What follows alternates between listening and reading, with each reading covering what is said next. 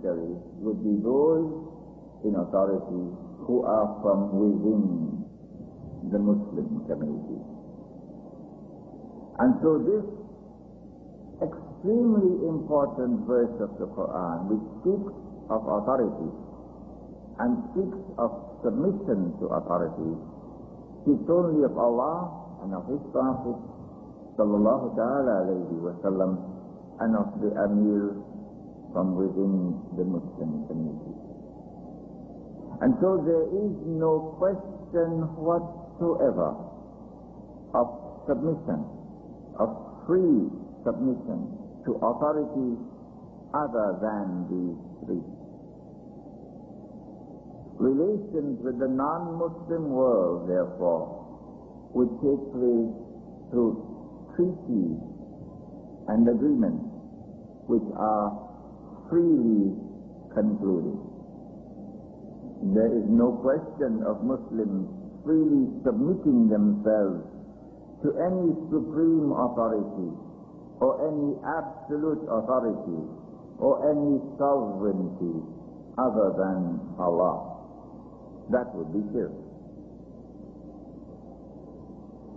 There was a debate in this country in the early 50s, recorded on the pages of the newspapers, and I read something of that debate, whether sovereignty was located with Allah alone, or whether sovereignty could also be located here in the world. What we assert tonight is that submission to any authority as supreme, submission to any sovereignty other than Allah constitutes shirk. And shirk is the only sin which Allah will never forgive if he dies in that state of being a Muslim. Now then, an interesting observation.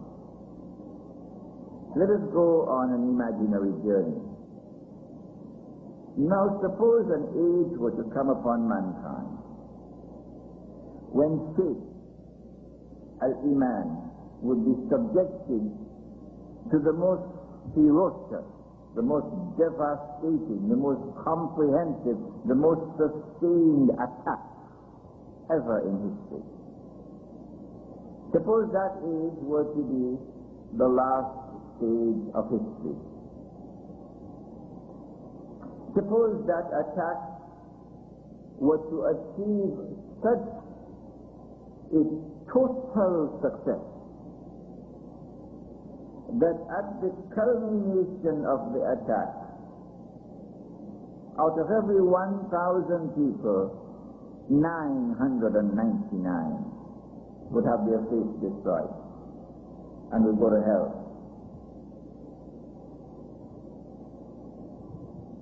It would be fair, I'm sure, that for such an attack to succeed, it would have to have as its primary target that which would cause mankind to embrace shirk. Yes. Well, let's end the imaginary journey now.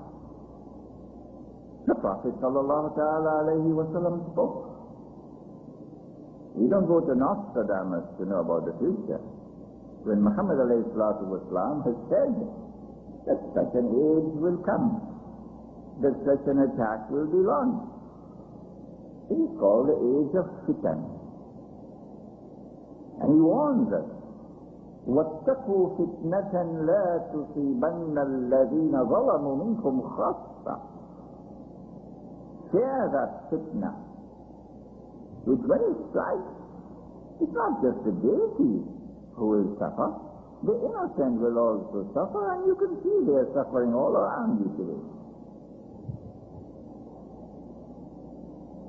Fear that attack, because it will also include an attack with shirk.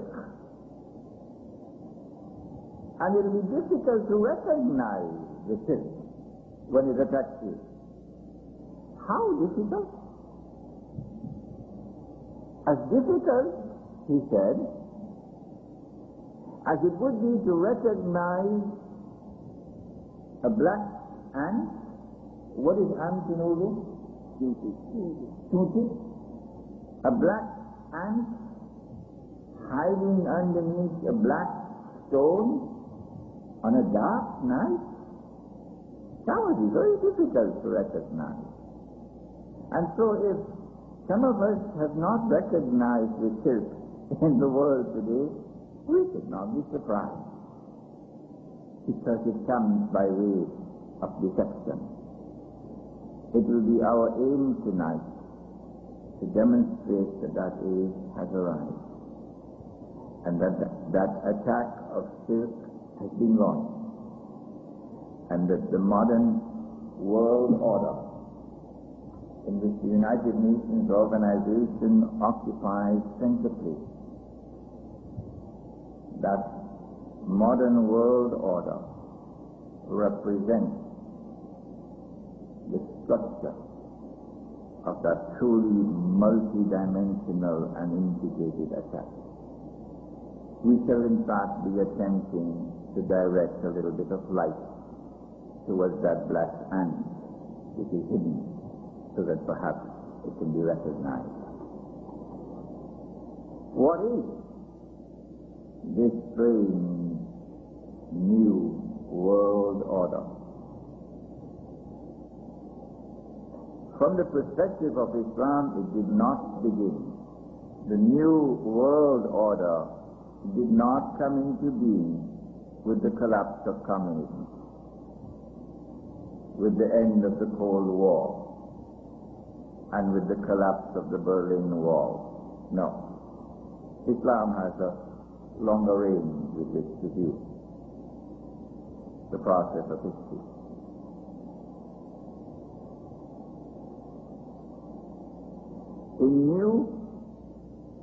A unique world order has come into being. And it is the function of those who are learned and wise and who are recognized as experts to not only recognize fundamental change,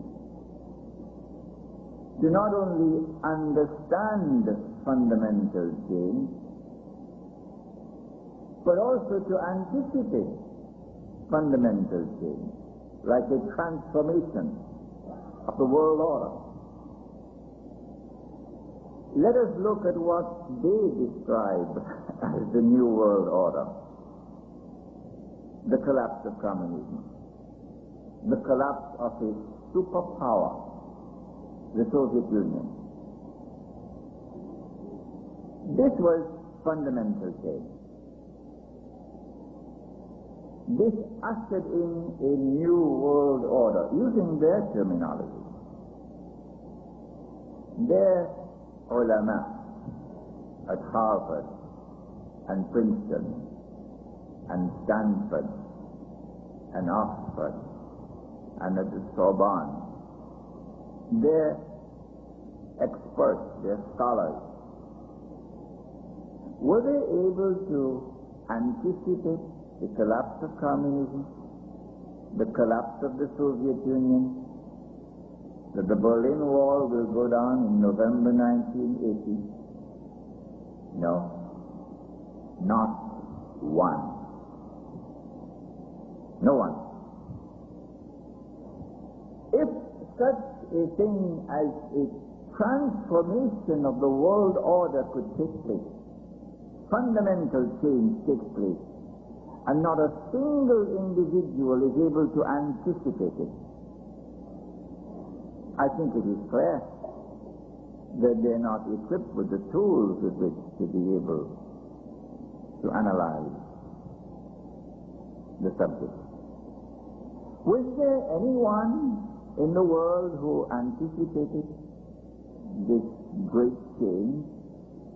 Yes, there was. And he came other than Allah. That would be shirk. There was a debate in this country in the early 50s, recorded on the pages of the newspapers, and I read something of submission, of free submission to authorities other than these three. Relations with the non-Muslim world, therefore, would take place through treaties and agreed submission to authorities, speaks only of Allah and of His Prophet sallallahu ta'ala alayhi wa sallam, and of the Amir from within the Muslim community. And so there is no question whatsoever. Category would be those in authority who are from within the Muslim community. And so this extremely important verse of the Quran, which speaks of authority and speaks of men which are freely concluded. There is no question of Muslims freely submitting themselves to any supreme authority or any absolute authority or any sovereignty